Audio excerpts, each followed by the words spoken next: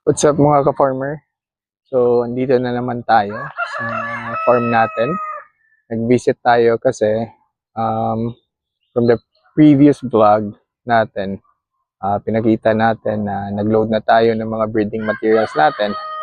So, ngayon, this is day 1 ng pagko-collect natin na fertile na yung mga eggs nila. So, count na din tayo ng day 1 to day 7 kasi yun yung collection natin na ilo-load natin sa incubator. So ipapakita natin na kolekta na tayo ng mga eggs ng Black Australorp tsaka upgraded chicken natin. So sa likod ko naman, natapos din yung pabahay ng mga manok natin. No? So low budget lang. Puto lang kami ng mga kahoy and then nagbili lang kami konting mga kahoy para i-connect na lang siya and then roof niya. So yan, ganyan lang kasimple. Makita natin. Ito yun mga ka-farmer. Natapos din. Medyo low budget lang to kasi putol lang kami ng kahoy. So ito lang ginamit namin. Tapos ito lang. Then roof na lang. Dito sila natutulog. So yan. Dito din sila kakain. Diyan sila. So kung may ulan, medyo mainit, dito sila dito sila pumupunta. Ayan. So good news, meron na tayo nito para may pabahay naman yung mga manok natin. Ayan. So maya-maya magpapakain na tayo nila. Medyo pa dami pang damo. As you can see. Kasi tinutukan nila to. So okay lang, hindi lang natin kailangan i-clear out to. Kaya kumakain naman sila, tumutuka sila niyan.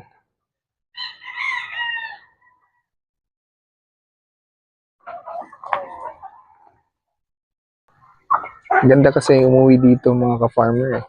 Ganda talaga mag-visit dito sa farm natin kasi as in nare-relax tayo ba. Wala sa problema. And then maganda din kasi maliwalas yung hangin. So yan.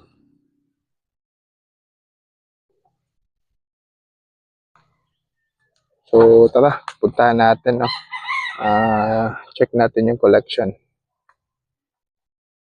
Before tayo mag-collect ng mga itlog, puntahan muna natin yung area for rest house natin, no? So, doon yung handler natin. So, nag-clear sila. Kasi this year matatapos yung rest house din natin.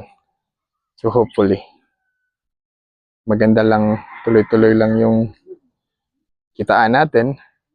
Hopefully this year. Ito mga ka-farmer, no? So, nag-collecta tayo ng itlog. So, mga Black Australorp, tsaka upgrade.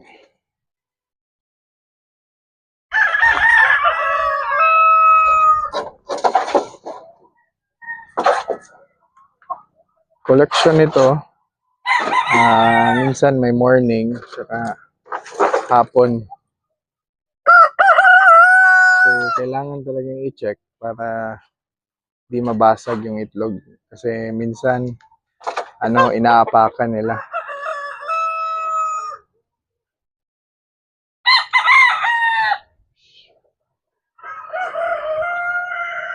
So, from collection, lalagay natin ito sa lalagyan nila. Meron tayong maraming egg tray, no? So, dito. Tatlo lang muna. Tatlo pa lang. Kasi yung iba nag-a-adapt pa. So, minamarkahan natin yan. Huwag niyong gamitin yung marker, ha? maganda gamitin yung lapis lang. So yan, B for Black Australorp. Black pa to lahat. So yan. And then, wala pa kasi yung handler ko. Andun pa sa clearing natin. Ilalagay pa to sa, ibabalot pa to sa tissue. So, ito yung bagong incubator natin. Hindi pa natin to gagamitin. Testing muna to. Ito muna yung old natin na incubator. Proven and tested na yan. Kahit ganyan yung mukha niyan. Talagang grabe to mag-produce. I mean, grabe to mag-hatch.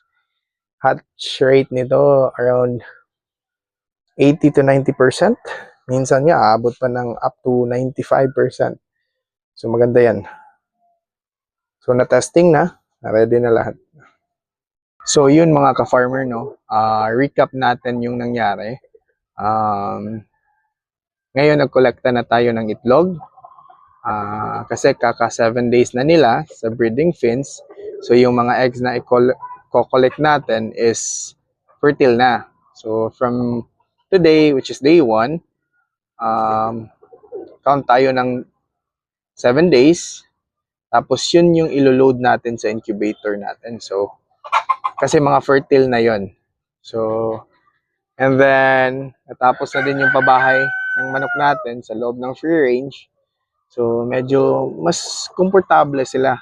Sobrang komportable na sila ngayon. So, I think on the next vlog, ipapakita natin yung mga collection na itlog. Ilo-load natin sa incubator. So, I think yun lang siguro mga ka-farmer. And thank you for watching again. And happy farming.